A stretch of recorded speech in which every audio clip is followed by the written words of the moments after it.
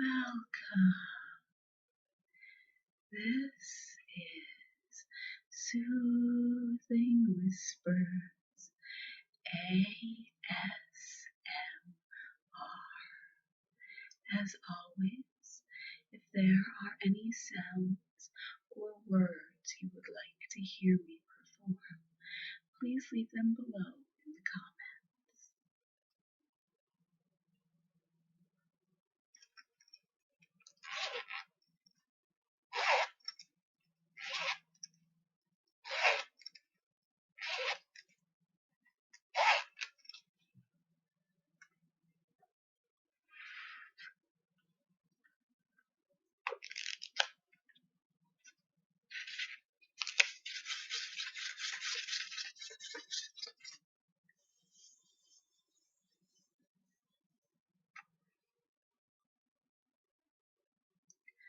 Tonight, I thought we could enjoy some more of the wonderful fables by Aesop. So sit back, relax, and enjoy these wonderful tales. The Rose and the Butterfly.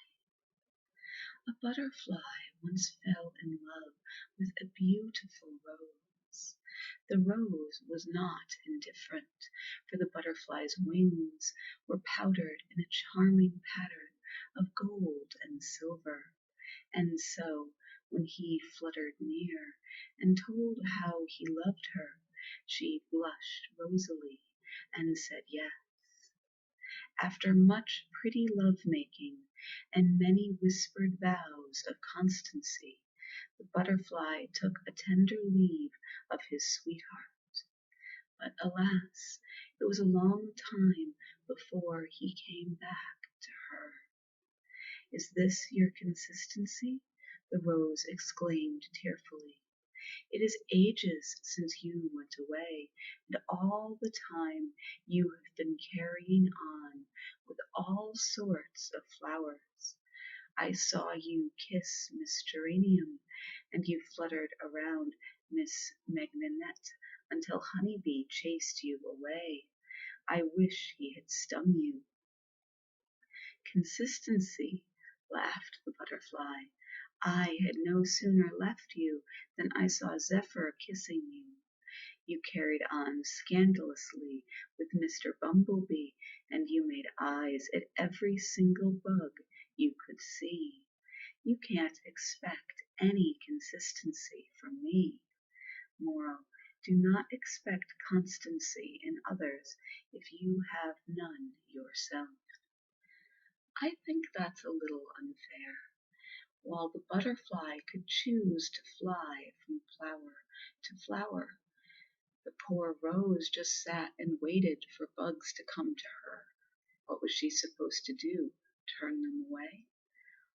Although I guess I am applying logic and reason and rationality to a fable, which is not really what they're intended for. Food for thought.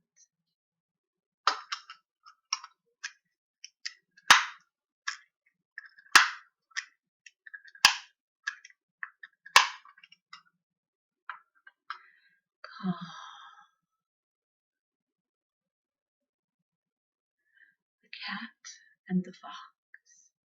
Once a cat and a fox were traveling together. As they went along, picking up provisions on the way, a stray mouse here, a fat chicken there, they began an argument to while away the time between bites. And, as usually happens when comrades argue, the talk began to get personal. "You think you are extremely clever, don't you?" said the fox. "Do you pretend to know more than I? Why, I know a whole sack full of tricks." "Well," retorted the cat, "I admit I know one trick only, but that one, let me tell you, is worth 1,000 of yours." Just then, close by, they heard a hunter's horn and the yelping of a pack of hounds. In an instant the cat was up a tree, hiding among the leaves. "This is my trick," he called to the fox. "Now let me see what yours are worth." But the fox had so many plans for escape he could not decide which one to try first. He dodged here and there with the hounds at his heels. He doubled on his tracks. He ran at top speed. He entered a dozen burrows, but all in vain. The hounds caught him and soon put an end to the boaster and all his tricks. Moral: common sense is always worth more than cunning. This reminds me of a joke I often make about my dog. I like to say that she has one survival skill: working the cuteness. However, she is very good at it. She convinced neighbors of ours who don't own a dog to buy dog treats just for her. Now that is winning the dogging. If you can do that as a dog, do you really need any other survival skills? I think not.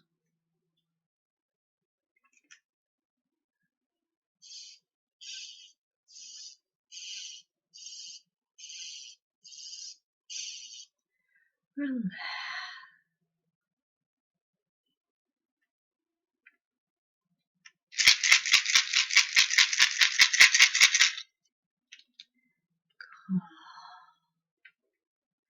Lie back.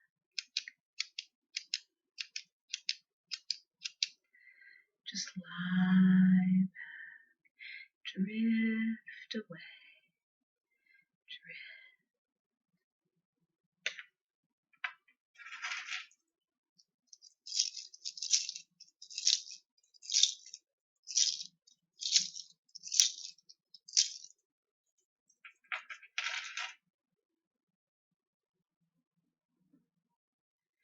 Next up, we have the boy and the nettle.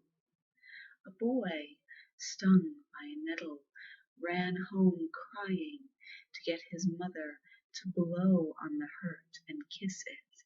"Son," said the boy's mother, when she had comforted him, "the next time you come near a nettle, grasp it firmly, and it will be as soft as silk." Moral: whatever you do, do with all your might. The old lion. A lion had grown very old. His teeth were worn away. His limbs could no longer bear him, and the king of beasts was very pitiful indeed as he lay gasping on the ground, about to die. Where now his strength and his former graceful beauty? Now a boar spied him, and rushing at him, gored him with his yellow tusk. A bull trampled him with his heavy hoofs. Even a contemptible ass let fly his heels and brayed his insults in the face of the lion. Moral: it is cowardly to attack the defenseless, though he be an enemy. I'm going to offer a counterpoint to this one as well. This is also my problem with just war theory. What if the lion had been faking? It assumes that the animals that were attacking him knew he was close to death. Just war theory is a theory that holds that in war, combatants should strike one another with equal force. So, for instance, if you have machine guns and you're fighting someone who has a village who has, say, slingshots, don't go in and machine gun the village and kill everybody, because they can't strike back with proportionate force. I wouldn't disagree with that example. I think that would be very immoral. but at the same time, that's a very easy example. So if you're looking at two armies that are, say, more evenly matched, an application of just war theory assumes perfect knowledge of what the other side's capabilities are. And commanders cannot operate that way. So while I think that some aspects of just war theory are certainly valid and should be implemented, I think on the whole, just war theory is antithetical to the nature and purpose of war. But that isn't very soothing at all. So let's get back to things that are.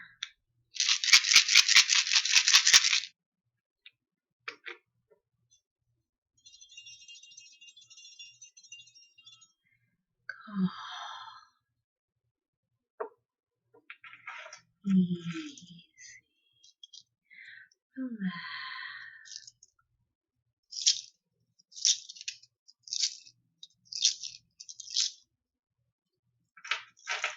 steady, steady, calm. Next up is the fox and the peasants. And the pheasants, that makes more sense. The fox and the pheasants. One moonlit evening, as Master Fox was taking his usual stroll in the woods, he saw a number of pheasants perched quite out of his reach on a limb of a tall old tree. The sly fox soon found a bright patch of moonlight where the pheasants could see him clearly.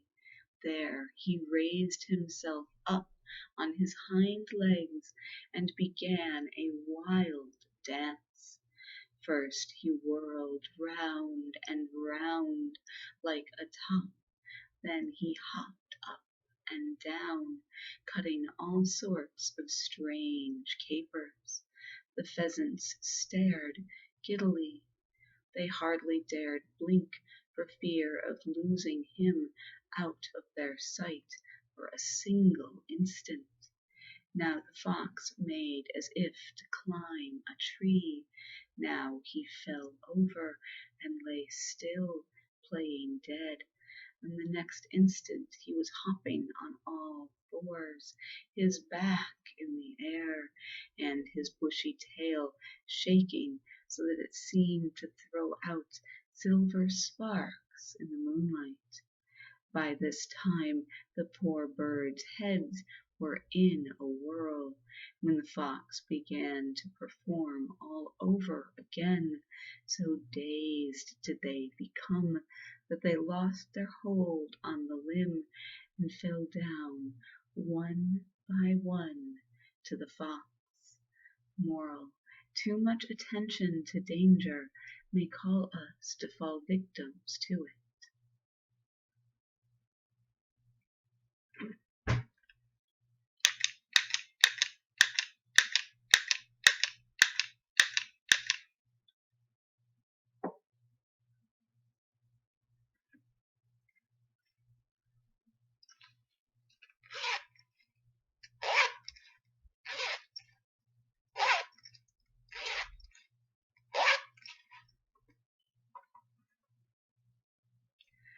Next up, we have two travelers and a bear.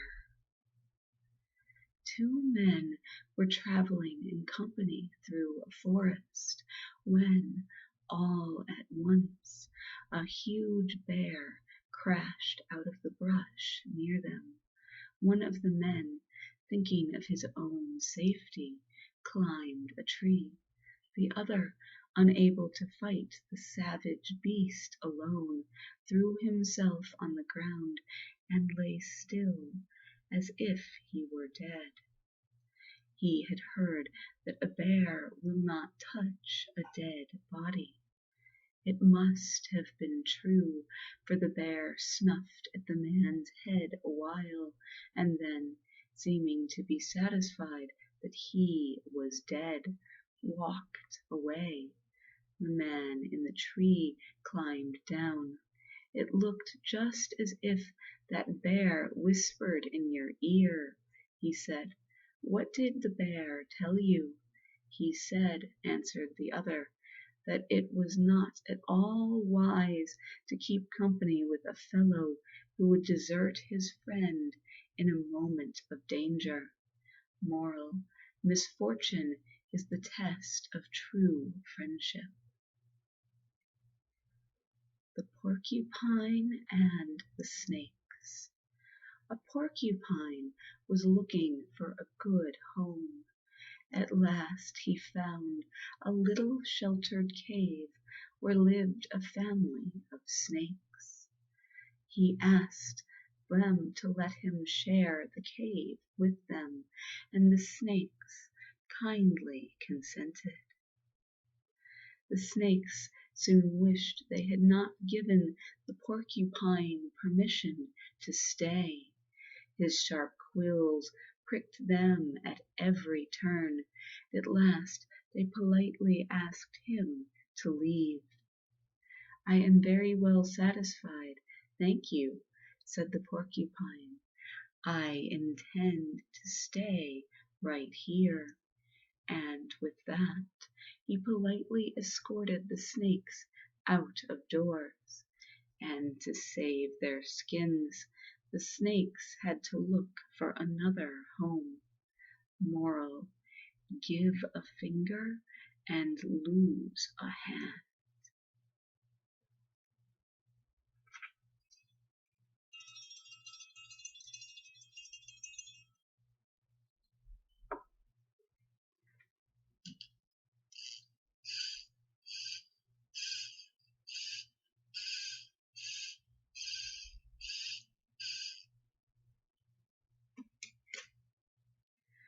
And our final fable for the evening, the fox and the monkey.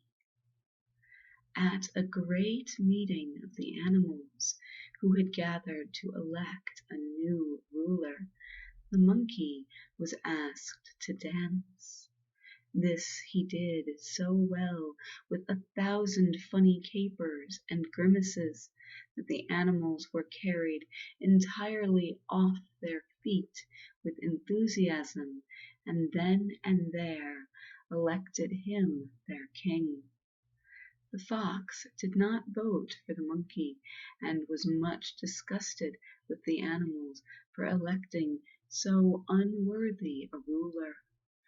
One day he found a trap with a bit of meat in it. Hurrying to King Monkey, the fox told him that he had found a rich treasure, which he had not touched because it belonged by right to his Majesty the monkey.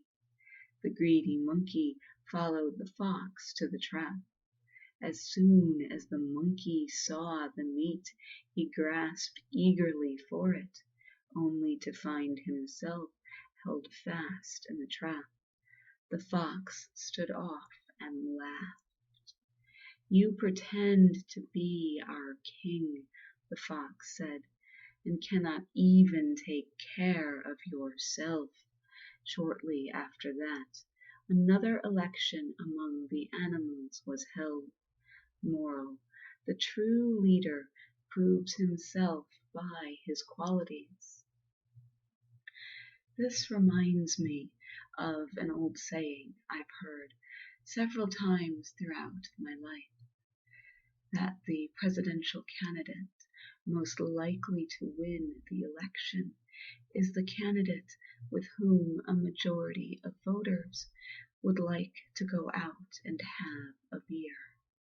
So the candidate who wins is the candidate who is more relatable, who people feel is the most like them.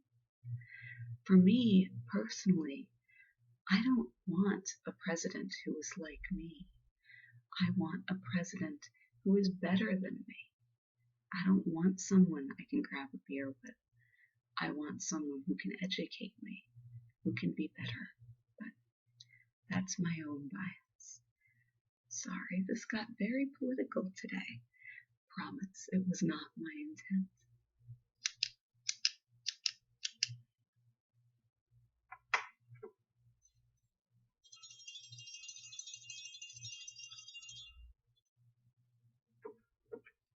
And with that, I fear we have come to the end of our video. So as always, I wish you a wonderful day and a wonderful night. Sweet dreams.